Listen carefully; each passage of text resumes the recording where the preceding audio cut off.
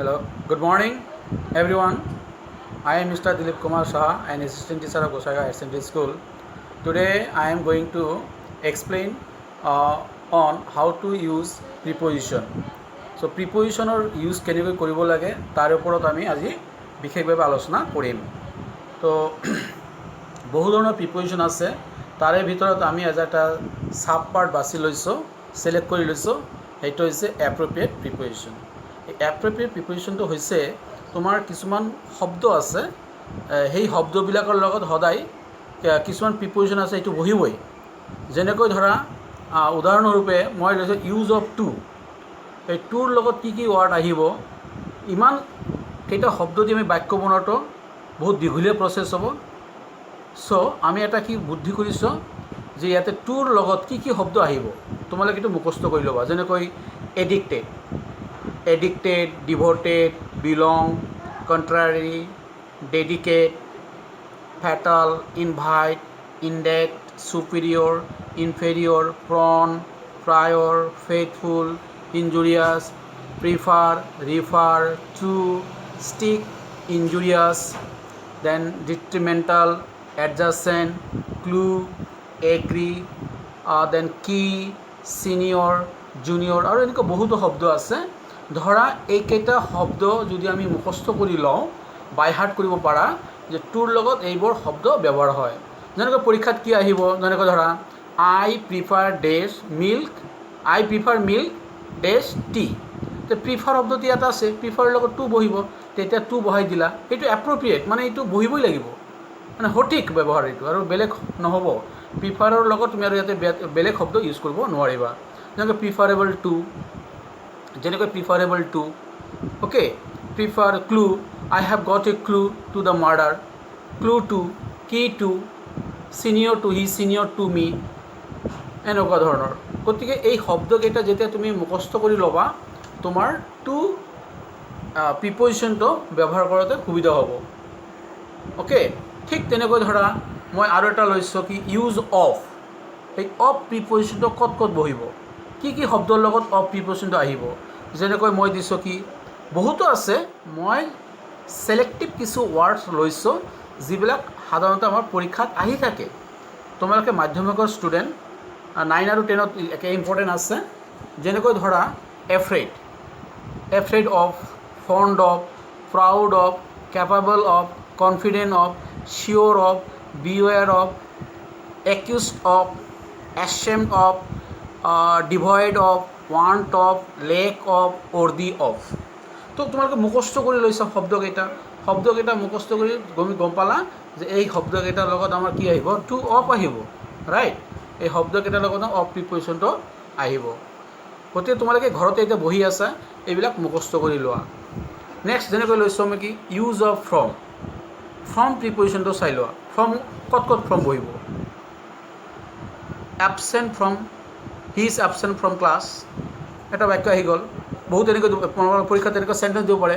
A sentence may be given how, he is absent dash the class, in, on, from. দেখিলে আজি absent আছে, from আহি যাব। ঠিক তেনেকুৱাভাৱে এনেকুৱা এক্সাম্পল আমি ল'ব পাৰোঁ চবকেইটা শব্দ দি।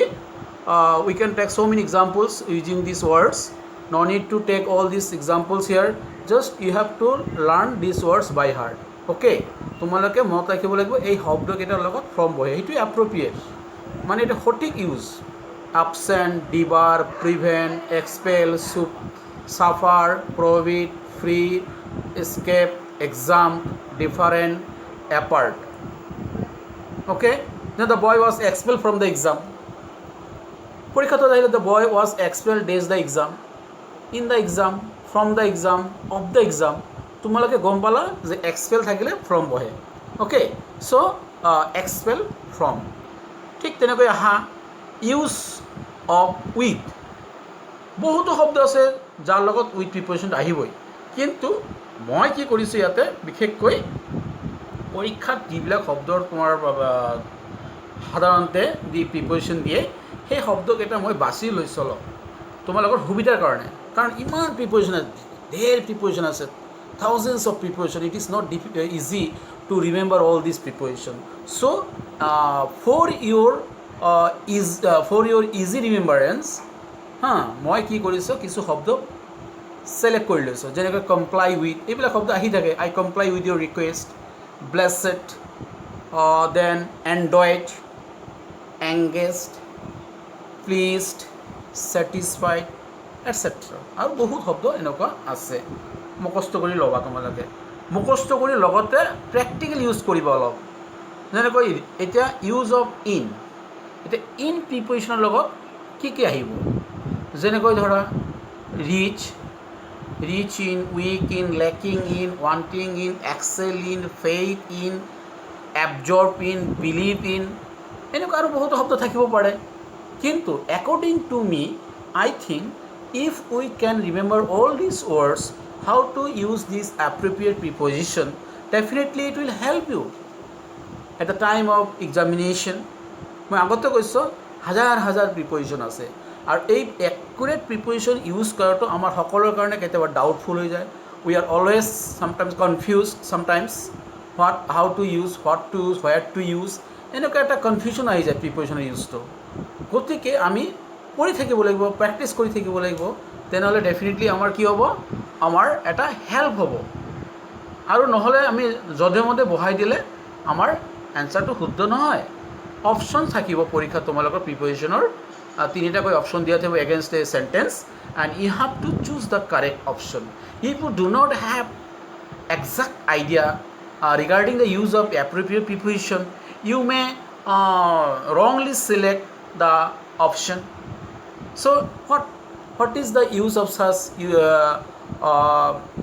selection of appropriate what I mean preposition গতি এনেকুৱা প্ৰিপজিশ্যন ছিলেক্ট কৰাটো আমাৰ কাৰণে কোনো ইউজ নহ'ব মিনিংলেছ ইউজলেছ সেইকাৰণে আমি যিমান সম্ভৱ as far as practicable possible you have to learn all these appropriate prepositions use of on suppose on ক'ত দিবা যেনেকৈ rely on depend on comment on congratulate on insist on suppose a congratulate এটা বাক্য দিব আৰু I congratulate you on your success তুমি যদি না জানা এনেকৈ দিব পাৰা I congratulate you in your success I congratulate you for your success যধে মধে ইউজ কৰিলে নহয় এপ্ৰপ্ৰিয়েট মানে একুৰেট হ'ব এই কনগ্ৰেচুলেটৰ লগত আমাৰ অন প্ৰিপজিশ্যনটো একুৰেট ইনচিষ্টৰ লগত on I insist on your going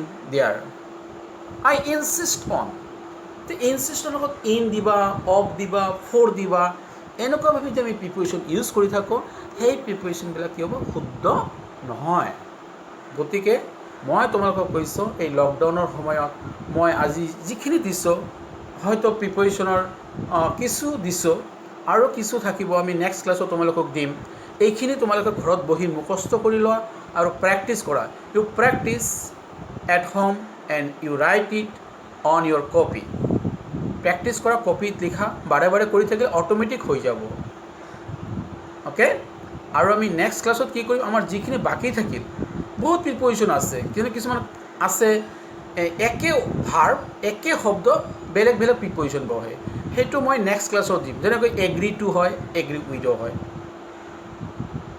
agri two agri with তো কেতিয়া এগ্ৰি টু কেতিয়া এগ্ৰি উইথ এইবিলাক আকৌ তোমালোকক বেলেগ এটা ক্লাছত বুজাই দিয়া হ'ব তো মই আজি কি কৰিছোঁ তোমালোকক হোমৱৰ্ক হিচাপে এইখিনি এপ্ৰপ্ৰিয়েট প্ৰিপজিশ্যন এটা লিষ্ট এটা চাৰ্ট বনাই দিছোঁ ঘৰতে তোমালোকে বহি পেলাই ধুনীয়াকৈ মুখস্থ কৰি আৰু নিজৰ খাতাত লিখি লোৱা যাতে তোমালোকৰ পৰীক্ষাত কামত আহে অ'কে থেংক ইউ আৰু আছে চোৱা আৰু এটা লিখিছোঁ তোমাৰ ফ'ৰো এটা লিখিছোঁ তোমাৰ কাৰণে আজি আৰু ইউজ অফ ফ'ৰ দি কি আছে wait for just for test for send for qualified for PT for mourn for, excuse for, desire for, affection for.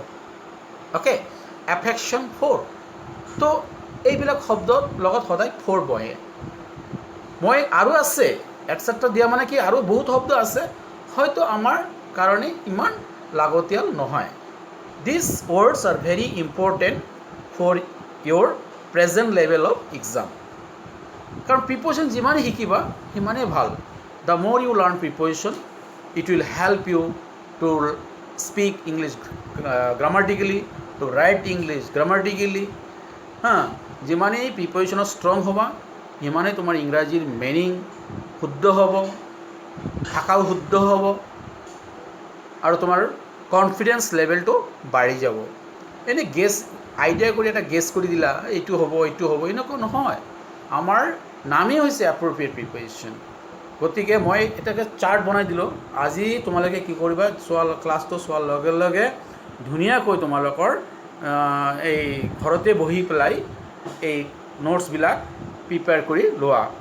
আৰু নেক্সট ক্লাছত মই যিখিনি বাকী থাকিল প্ৰিপজিশ্যনৰ use, what is left regarding the use of various types of prepositions, I will explain it in my next class. Okay, thank you very much. Thank you.